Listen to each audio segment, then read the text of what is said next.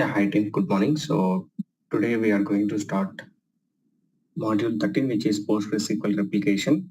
So actually we have two more modules in between, which is extension and security. Probably we cover that later after this replication. Okay, so we are going to cover PostgreSQL replication module 13. Okay, so and this is the objectives for today. So introduction of replication and the reasons for replication and what is the master slave configuration, what is the warm standby and what is the hot standby, and what are the types of replication and what are the replication modes we have and models of replications.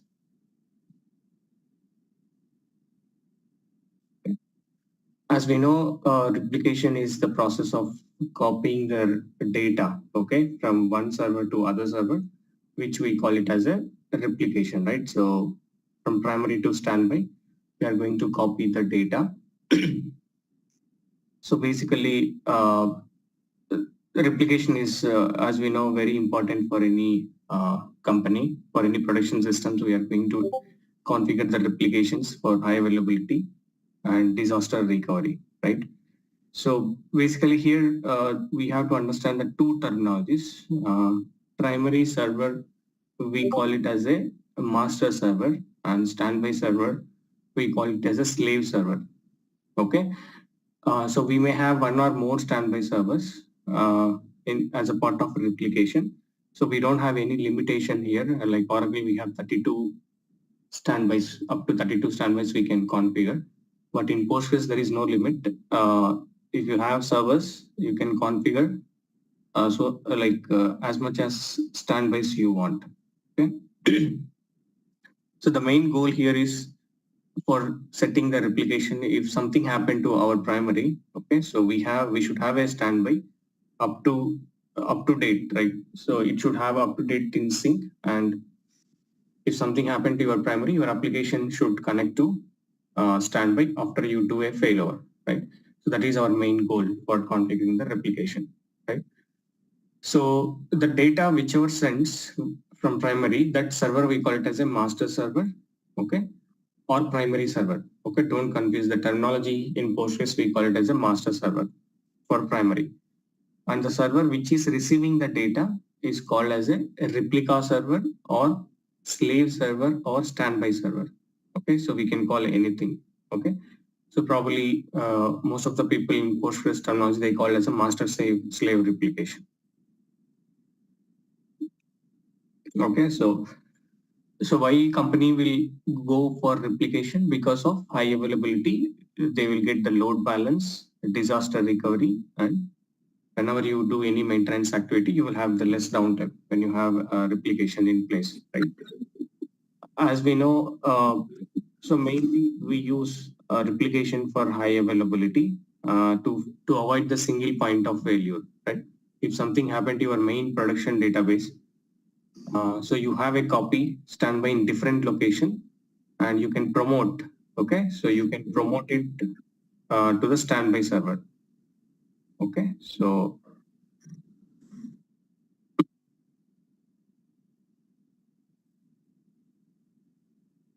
just a minute. Yeah. So this is high availability, right? So we should have high availability. Even you see in Postgres, we don't have feasibility to do a switchover. Postgres inbuilt doesn't have a feasibility to do a switchover. We can only promote the server, which means we can only do a failover. Okay, that too we can do manual failover. There is no settings or configuration that can be done automatic failover. Okay, so automatic failover and switchovers, these kind of functionalities, this kind of rich functionality you want, you have to go with other tools. Okay, probably we are going to discuss about Rep Manager, which is most popular tool. Most organizations will use for having these kind of setups like switchovers, and we have automatic failover kind of concepts. Okay, that anyhow we are going to cover. So for now, in Postgres inbuilt, we have only a failover option, that to manual failover. If something happened to your primary, DBA has to, take care of doing a failover to a standby if something happened to your primary. So And the second important advantage is load balance. So we can distribute our incoming connections or read-only connections to the standby to avoid the to avoid the performance overhead in the primary server, right? Even we can use the standby machine for read-only connections, and with this we can distribute the load across primary and standby servers, right? So this is one more advantage if you have a standby mission. And obviously disaster recovery. We know to avoid single point of failure, if something happened to your primary, you have a standby system. Okay, you can do a failover, and in case of something happens, so this we are going to get advantage of disaster recovery. Okay, and we have data migration. This is something maintenance activities. So for example, you are going to upgrade your server, or you are going to do some any maintenance activity like hardware replacement or any OS related activities or network related activities. So if you have standby, okay, so with the help of a rep manager or any other tools, okay, you can do a switchover and you can hand over a primary server to any of the maintenance activity. So once done, you can do a switch back and you can continue your operations from the primary.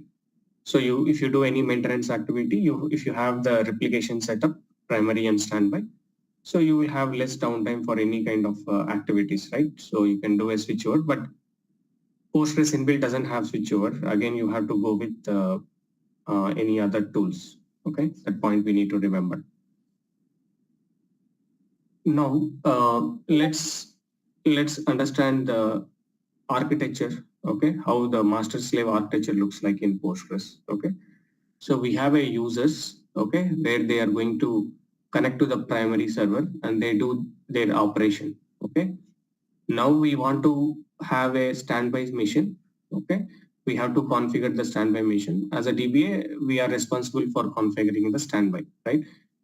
So we can configure based on the requirement, maybe one standbys or maybe multiple standbys.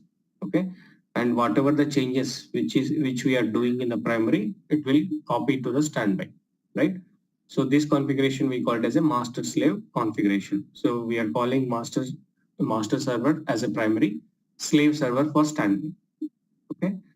Now the standbys can configure in two ways. One is warm standby and hot standby. Okay, what is the difference between warm standby and hot standby? So when you configure your standby mission with warm standby mode, your standby server will continuously in recovery mode. Okay, so it will not even open your cluster. It won't allow even read operations. Okay, so this kind of setup is called warm standby and hot standby. Okay, hot standby means your cluster will be in open, which allows read-only connections. Okay, so these are the two kinds of standbys. So in our practical, okay, we are going to cover hard standby, how we can configure hard standby, because warm standby, so nowadays like no one is using, right? So we are going to cover how to configure hot standby. Okay, so where your standby mission is in read-only mode and users can connect and distribute the load for read-only connections to the standby. Okay. This is how the simple architecture looks like. We have master server, we have slave server. Whatever the transactions which you are performing will replicate to the slave server, and we can configure the hot standby so that your standby will be in read-only mode, and we can distribute the connections to the standby.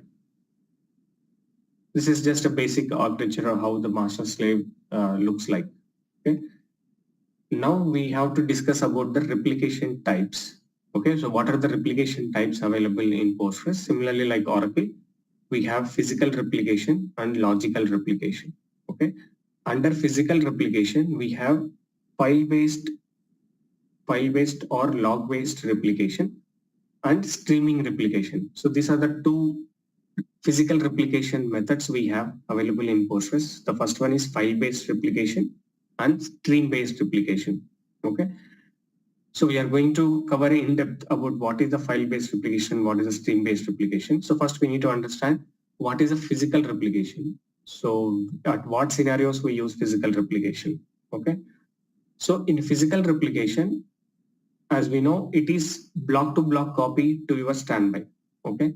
So you have to replicate the entire cluster. Okay. When you have a requirement to copy the entire cluster to the standby, then only you have to go with physical replication. You don't have feasibility to replicate a single database or a single schema or a single uh, table, okay, as a part of physical replication. Your entire cluster is a part of physical replication, which means if, example, in your cluster you have 10 databases, 10 databases has to be replicated to the standby. Okay, there is no feasibility of doing a single database or a single schema. Okay, and as we know, physical replication, we should have the same in terms of hardware or software. It's good to have the same version. Okay, even we cannot replicate from different platforms as well.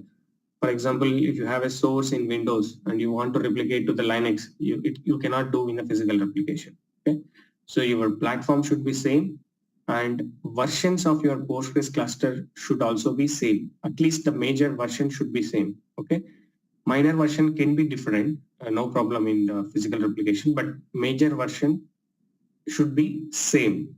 Okay, and it and we also should have the same PG data location as well from both primary and standby. Okay. So this is how we configure the physical replication. We cannot do a replication between two different platforms. We should have the same platform and same major versions. Okay. And same resources. This is always good, right? In physical replication.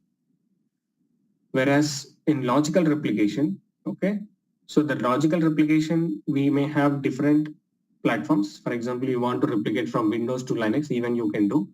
And if you want to replicate from different versions, okay, in source you have 12 and target you have 15. Okay, you can do replication between two major versions as well. Okay, and even the table structure should not be the same. Okay, because you are going to replicate at the object level in logical replication.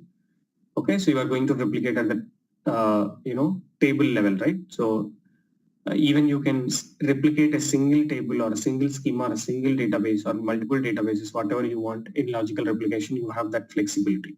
Okay, but only thing is you should have a primary key for table, at least one primary key for a table to identity. If you want to configure any objects or any table as a part of replication, that table should have at least a primary key. Okay. So this we are going to cover in depth in coming slides. Okay, about logical replication. Okay, and most probably for disaster recovery and high availability, people will go with physical replication, and logical replication usually you will go. For example, you have any analytical database. Okay, you want to replicate from multiple sources to a single database or something this kind of situations, you go with logical replication. And even whenever you want to replicate from different versions, okay, and different platforms, so in this case you go with logical replication. Okay, physical replication is mainly for disaster recovery, and logical replication, maybe you are doing any migrations, okay, from one platform to other platform, or any from on-prem to cloud. Okay, so you are doing different versions replication, you can go with logical replication. Okay, so these are the two replication types available in Postgres. So we are going to cover in depth about each replication types. Okay, with practical.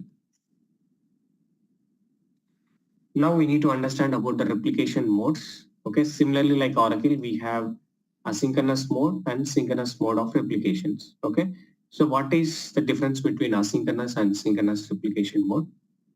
So basically, we have log-based replication and stream-based replication in physical replication. So by default, in log-based or stream-based, by default, replication mode is asynchronous replication mode. And in log-based replication, we don't have feasibility to enable in synchronous mode, but in streaming-based replication, we can configure with synchronous mode.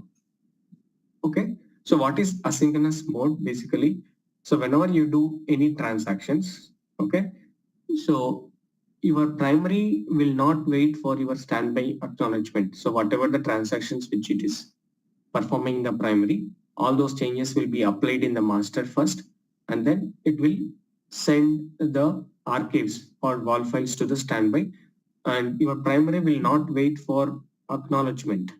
Okay, it's keep on doing its work. Okay, primary doesn't care about whether the data is applied in the primary or not. Okay, so this kind of uh, mode is called synchronous replication mode. Okay, in this mode, we may have data lag. Okay, we may have a data loss because you may expect the replication lag here. When we can expect the replication lag, if you are due to some network issue, if your standby is not available, okay, so primary will not wait for any acknowledgement. So it's keep on sending the data, whatever the changes which you are applying in the primary, it's keep on sending. Okay, so there may be a replication lag and there may be a data loss, okay, in asynchronous replication mode. Whereas in synchronous replication mode, here you will get zero data loss, okay.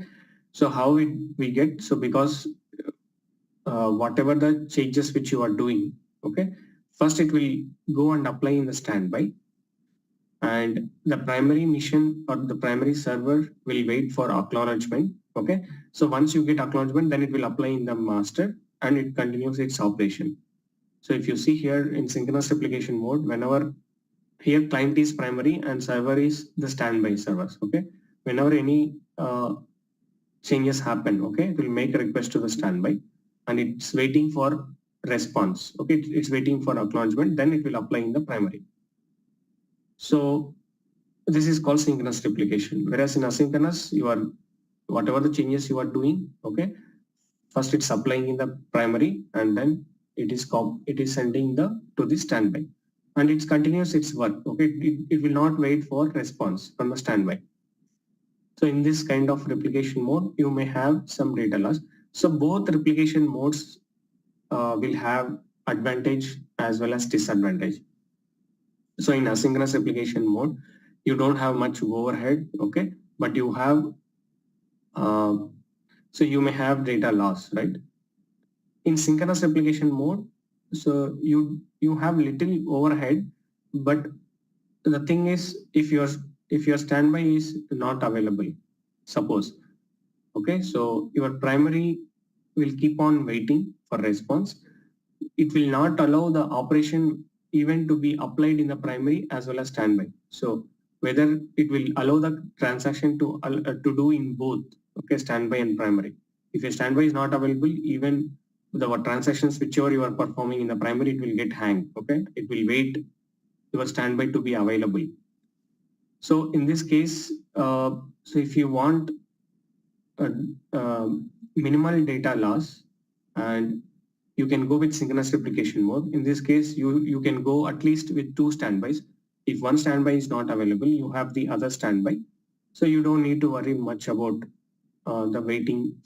I mean, so the transactions to be hung in the primary. So because at least one standby is available, it will keep on continue its replication. Okay, so most probably people will go with synchronous mode with multiple standbys. Okay. Even in asynchronous mode, if you want to go with different, I mean, multiple standbys, you can go. If one standby is having issue, you have other standby. So always it's good to have, two standbys. So these are the two difference between asynchronous and synchronous replication. Okay, when coming to replication models, okay, we have single master replication and multi-master replication. So single master replication is, we call it as a unidirectional. So you have a master, so master server, and you have a slave server. So whatever the transactions which you are performing at the master will replicate it to either one or more replication servers. Okay, the replication will be unidirectional. So this kind of configuration is called single master replication configuration. So most of the organizations, this type of replication is suited. Okay, So until unless you have special requirement that you need to replicate between multiple masters, okay, or bidirectional kind of replication, then you have to go with multi-master replication. Okay, so the multi-master replication configuration is a little complex. Okay, so you have to you know that so we may have conflicts occur, right? Because we are going to replicate with multiple streams. Okay, in both the directions, we have to take care of the conflicts, whatever the conflicts which occurs, maybe duplicate records. So this kind of uh, issues, the DPA, we have to take care. Okay, so this is some little complex kind of replication. Until unless we have a requirement, we can go with this kind of replication. So, but apart from this, like most of the organizations requirement will set with single master replication, which is unidirectional. We have a primary and we have one standby or multiple standbys, and your replication will keep on continuing. Okay, these are the replication modes. So any questions before we go with the log-based replication? If we have a 3 standby, the replication will synchronize from master servers to all other standby servers, right? Yes, correct. So parallelly, whatever the transactions happening, it will distribute those archives to the 3 standby machines, and 3 will be applied parallelly. Okay. Maximum how many standbys you can set up with one master? We don't have any limitation. Okay, so like Oracle, we don't have any limitation here. So if you have resources, you can configure how many you want. Okay, so like we don't have any limitation for configuring standbys. Okay. So do we have any specific background processes that will be responsible for transferring? Yes, we do have special background process. Okay, so that we are going to discuss. Okay, in log-based and in stream-based replication. Basically, log-based replication, we don't have any special, only logical replication launcher. Okay, which is the only background process. But streaming replication, we have a few background process. Wall sender and wall receiver are the main 2 background process which involves in the replication that we are going to cover in depth. Okay, this is just introduction about the replication, and we just want to understand what are the replication types available and what are the replication modes available. Okay. So now we are going to cover in depth about log-based replication and stream-based replication along with the practical. Okay, with architecture and what background process involved, we are going to discuss. Yeah. So do we have any automatic failover like Oracle Active Data or something? Postgres inbuilt, we don't have any automatic failover, but we can do with Rep Manager. So we have a popular tool called Rep Manager, which is the open source third-party tool. With the help of that Rep Manager tool, we can do an automatic failover, and even we can do switchovers as well, switchovers and failovers. Even that we are going to cover in our course. Yeah. We have a concept of cascading standbys here. Yes, we do have. We can configure the cascade replications. Yes. All right. Thank you. Yeah. Yeah. So if you don't have any other questions, we can discuss about theoretical part today about the log-based replication, how the log-based replication works. And probably tomorrow we are going to cover the practical part, how we can configure the log-based replication. Okay. So basically, this we are going to cover. What is a log-based replication and what are the main parameters that we need to consider for configuring the log-based replication, and what are the parameters that we need to configure at this primary side and standby side. And we can also see how we can do a failover followed by demo. Okay. So probably tomorrow we are going to do a demo. Okay. Today we are going to cover this theoretical part. Okay. So log-based replication is, I think they have introduced in version 7. Okay. This is a old technique or old replication methodology. Okay. So people used to have in older versions. Okay. Now most of the people, they are using the stream-based replication because stream-based replication is a real-time replication. Okay, log-based shipping is the old-fashioned kind of replication method. Okay. So what is the log-based replication? Basically, whatever the changes which you are doing in the primary, okay, those changes is captured in the wall files, we know. So each wall file size is 16 MB. So once the 16 MB wall file is filled, okay, it will generate a archive, right? So that archive or shipped from the master to the standby, okay, then it will apply. So this is like log based or archive based replication, we call it as. Okay, so let's discuss in the paint to understand better. So we have a primary and we are going to configure the standby setup by using log based replication. Okay, so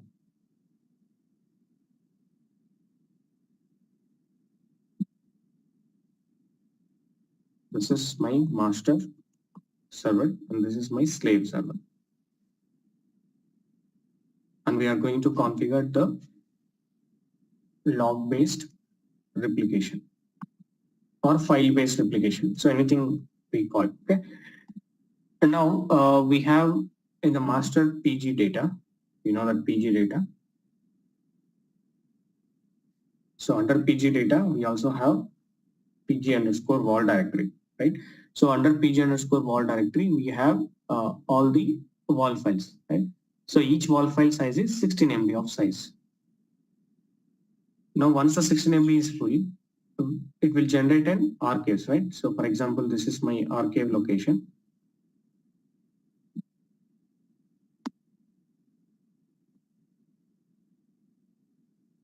So it will copy once the 16 MB is full, it will copy archives in the archive folder.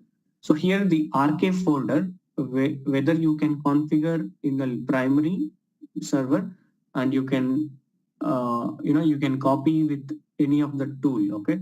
So actually we are using the OS utilities like rsync and SCP utilities to copy your archives to the standby or slave server. Okay.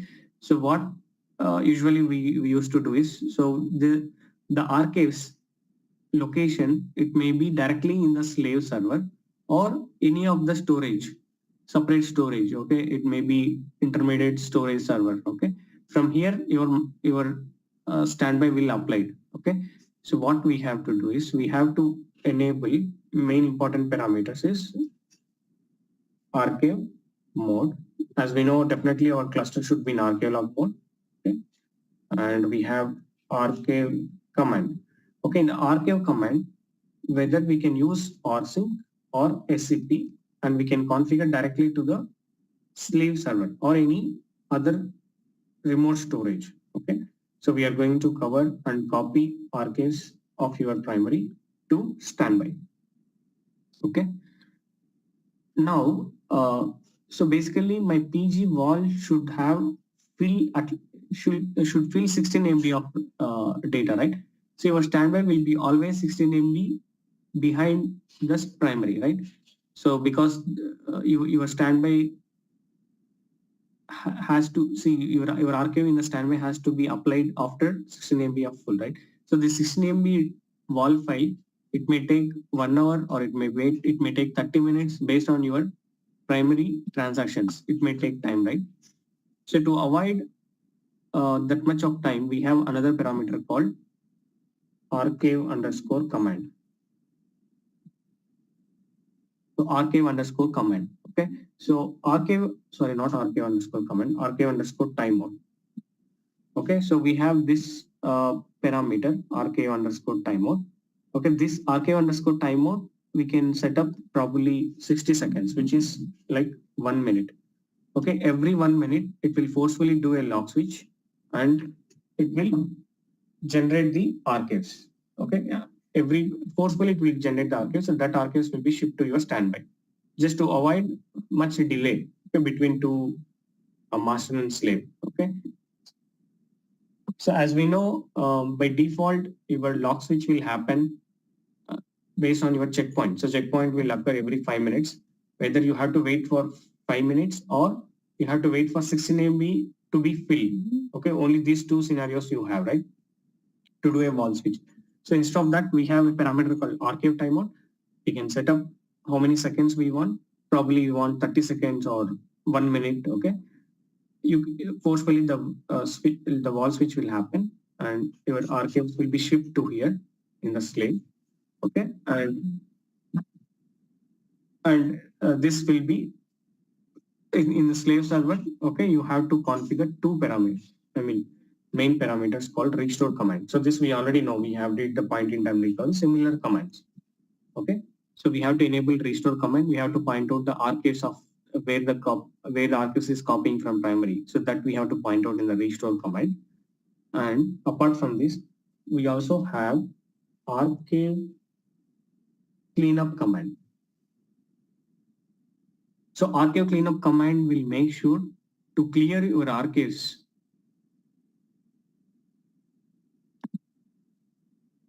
Okay, to clear your archives, once the archive is applied from master to the slave, okay, this archive cleanup will make sure if your archive is not applied, okay, it will not delete. Okay, this archive cleanup command internally you will use pg archive cleanup. So we have seen one utility, right? So with the help of that utility only, it will clean the archives. Okay, and how we have to configure this replication? Basically, we have to enable these necessary parameters, and we have to take a backup from primary. We have to do an initial load. Okay, we have to copy backup, whether you can take with the PG based backup or log based API backup. Okay, so any of the backup tool we can use, and we can copy the data to the slave. And main important thing is we should have a passwordless SSH connectivity between master and server. So you have to configure passwordless SSH connectivity, because from Postgres user, you have to copy your archives, okay, from master to the slave without any password, right? If it asks any password, then your archive will not transfer here, because we are copying with the help of rsync and scp commands, right? So you should have passwordless SSH connectivity between master and slave, so that all the transactions whatever generate here archives will copy to slave. Okay, so this is important. As a part of the configuration, we have to make sure we should have the passwordless SSH connectivity. Now, one more thing is, whenever once you take the backup, once you copy here, before you start your cluster in the standby, you have to create one file called standby.signal.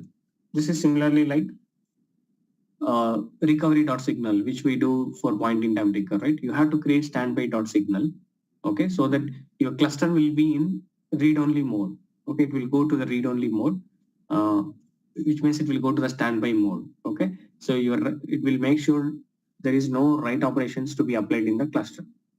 Okay, so this is similarly like how we did the PITR. Okay, same setup. So this is the log-based replication. Looks like. Okay, so let's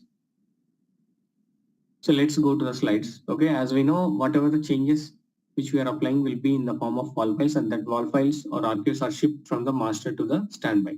Okay, to keep data in sync. Okay, so here master server or copying those archives directly, okay, to the standby storage machine or directly to the standby server. Okay, either way you can configure based on your requirement. So either you can copy the archives to the remote standby machine or any of the separate storage area. Okay.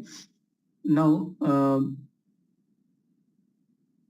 okay. So now, as we discussed, the log-based replication by default, it has only the asynchronous replication. We don't have any synchronous replication in log-based replication. Okay. And here we have to wait until your 16 MB wall file should be filled, okay, to generate archive, and that archive has to be shipped to the standby, right? So in order to forcefully do a log switch, you should not wait for 60 MB full or 5 minutes checkpoint to be occur. You can aggressively do your switch log with the help of archive timeout parameter, so that you have, if you configure for 1 minute, your standby, something happened to your primary, your standby at least have 1 minute of lag. Okay, so your application or business agreed with at least 1 minute downtime, then you can go with this log based replication. Okay, otherwise we have to go with stream-based replication. Stream-based replication is a real-time replication. Okay, even you don't see any lag. Okay, now once your WAL file threshold should be reached 16 MB, then only you have to so then only your standby will be in sync, right? Just a second.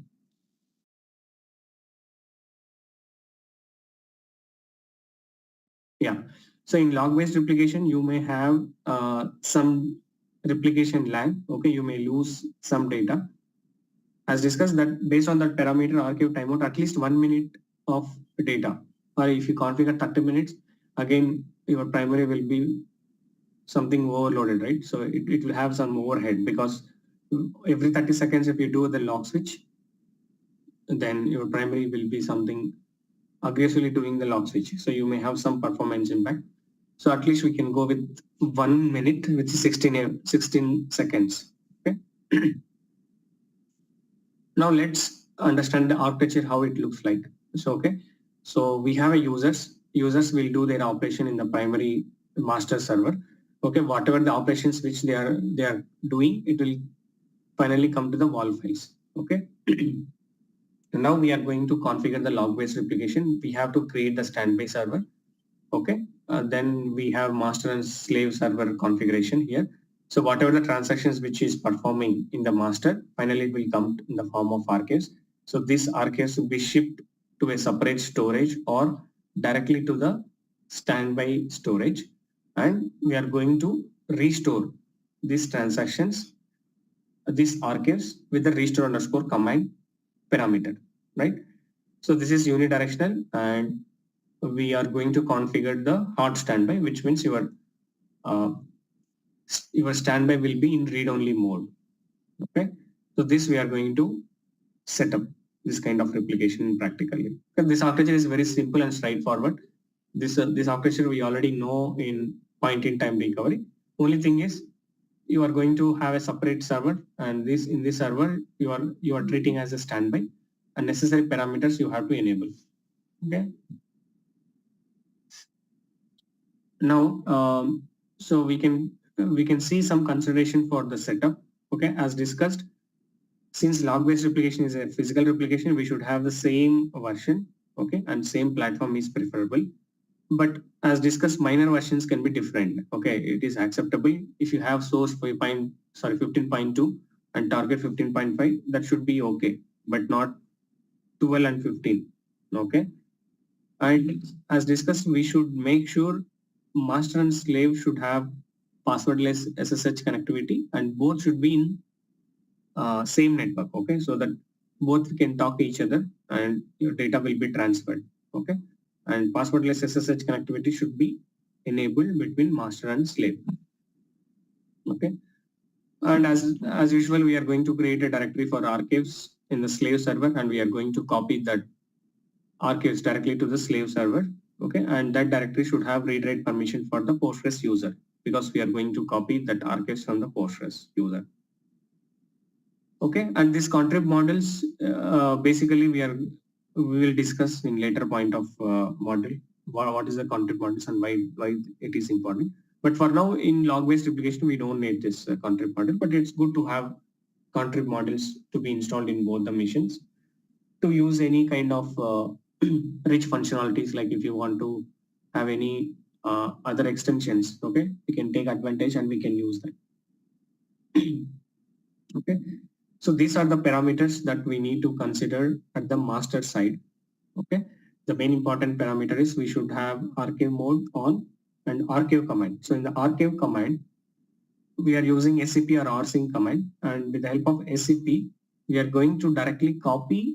This is my standby server, okay, and standby server location.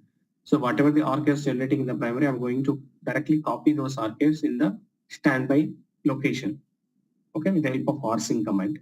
Here we can give the standby mission IP address, username. This is OS command, okay, rsync. So we are going to copy as it is to the standby server with the help of archive command. And this archive timeout, as we discussed, since we have to wait until 5 minutes of checkpoint to be occurred or 16 MB to be full, so we are going to forcefully do a lock switch, okay, to avoid the data loss. I mean, so this parameter we have to enable. So for example, archive timeout is 60 seconds, okay. So even you can configure 30 seconds, but every 30 seconds, it's sometimes it may be overhead your primary. So we can configure this parameter, archive timeout. Now at the slave side, okay, we have to configure restore command. So restore command is one of the main important parameter to apply all the archives to the standby, right? So restore command, we are going to point out to the archives where the archives are shipped from the primary. So that location we are going to point out, okay, with the copy command. And we can also set up the archive cleanup command. So okay, to clear your old archives. So whenever it is no longer needed for standby server, okay. So this parameter will make sure your archives is applied in the standby, then only it will delete. Okay, otherwise it will keep all those archives. So this is the syntax how we can keep archive cleanup command. So we are going to use PG archive cleanup utility with this parameter, and this PG archive cleanup utility will take care of clearing the old archives. Okay, and standby.signal is very important. In the standby's master or in the slave server, we have to create the standby.signal in the data directory before we start the standby cluster. Okay. Now, as discussed, we don't have feasibility to do a switchover. Okay, so we have only feasibility to do a failover. That too, we have to do manual failover. Okay, we don't have option to set up automatic failover as a part of Postgres inbuilt software. Okay, so we have to go with external tools to get the switchover kind of functionalities and automatic failover.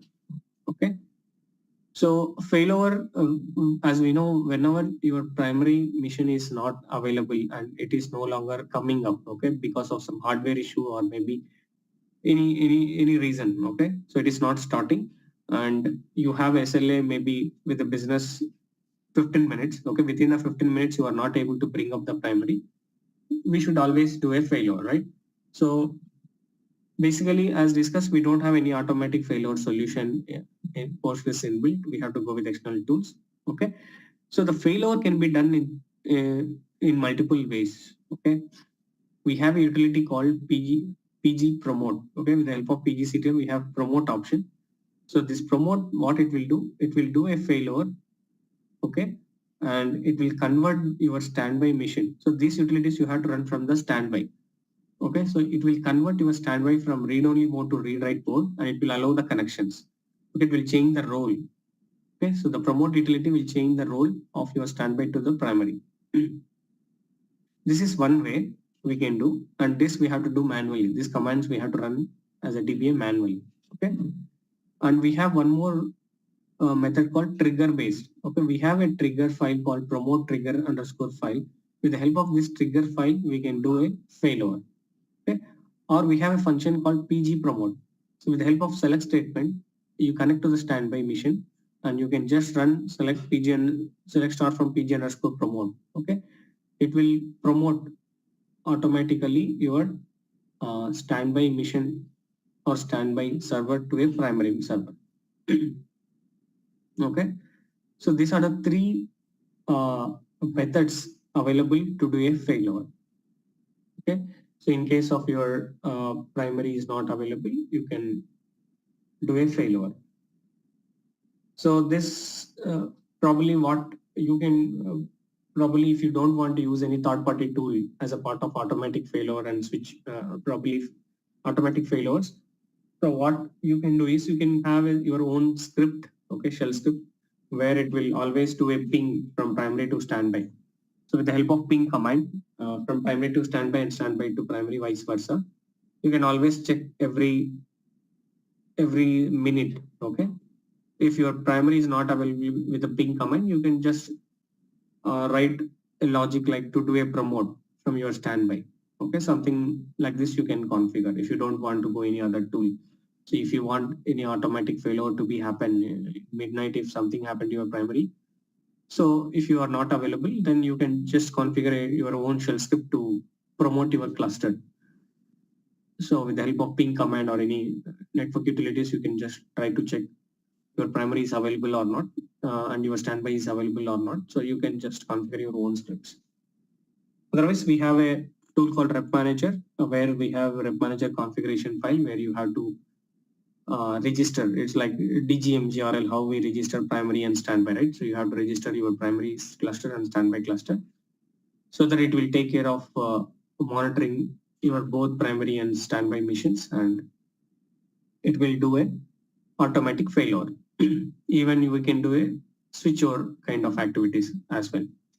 But Postgres inbuilt doesn't have any switchovers and automatic failover. So we have only manual failover option. This point we have to remember.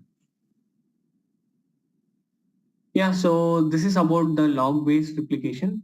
Probably we covered this log-based replication practical part tomorrow.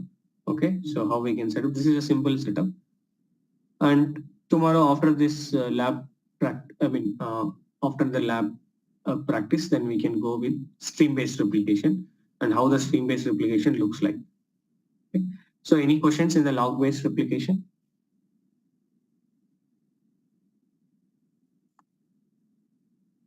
In log-based also, it's read-only operations, right? And the users can access.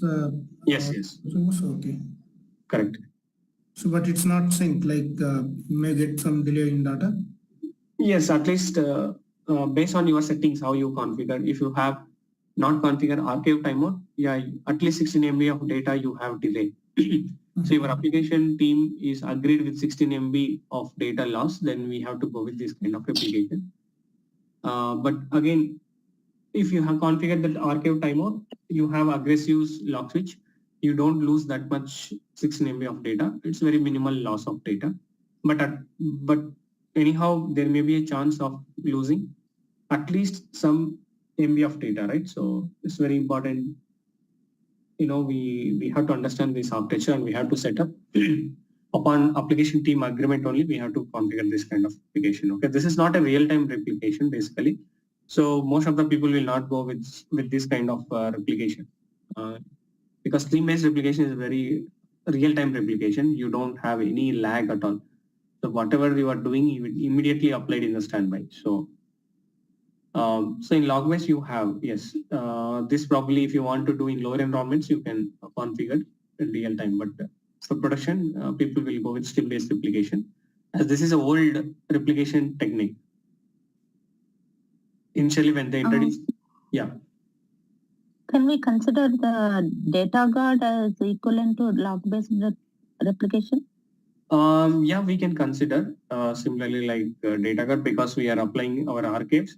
So in data guard, like in data guard also, we are going to do a real-time replication. It's very fast because until unless if you have standby out of sync, then only it will consider your archives, right? Apart from this, whatever the changes which you are doing, the redo changes, okay, it will immediately applied in the standby parallelly, right? So yeah, we can consider like a data guard. Yeah, maybe streaming replication is equivalent to data guard, we can say, in PostgreSQL, not log based. Oh, okay.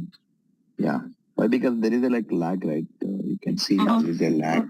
Yeah, based on your timeout parameter, or maybe if you are not consider timeout, then at least 16 MB of lag between the source and master and slave. So it's not like real-time replication. Yeah, maybe streaming replication is, as you just said, is equivalent to a data guard in Postgres, in Oracle. Yeah. Okay. Yeah. So these are the two physical replication methods we have. So tomorrow we cover this practical and followed by theoretical part of streaming replication. And later we'll see what are the parameters that need to be considered as a part of streaming replication and what are the background process which involved in the streaming replication we see. So this method is straightforward. We are just copying our archives to the standby and you are applying with the restore command. It is similarly like how we do point in time recovery or complete recovery in our backup classes, right? So that's it. Okay, any other questions?